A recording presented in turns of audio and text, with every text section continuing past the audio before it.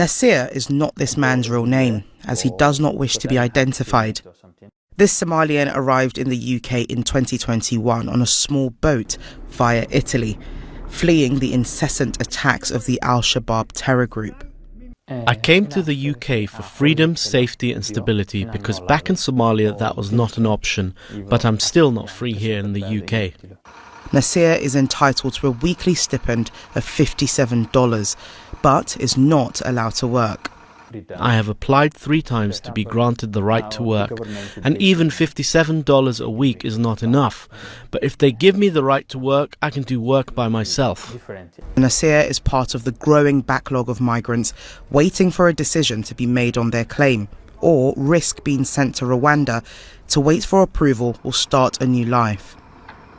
I was on the asylum waiting list for over 8 months, but now I have a lawyer with the help of my mum, sister and the Somali community who pay my legal fees. And only then have I been able to start my asylum case. Seeking asylum in the UK can be a painstaking process.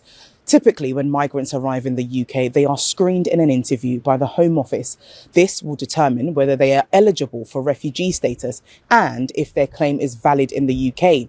Most migrants will then be assigned a caseworker who they'll report to regularly until a final decision is made, something which can take many years. During this period, asylum seekers are usually housed in hotels or temporary accommodation around the country, something which has not always been welcomed by residents. The UK government has opted for a hardline approach to curb the increase in migration figures, something which they say can be curtailed by sending some illegal migrants for processing in a safe third country. But this proposed bill has widened divisions across the country. The disputed bill has been met with criticism by human rights groups and was recently ruled unlawful by the Supreme Court. For Nasir, this goes beyond debate.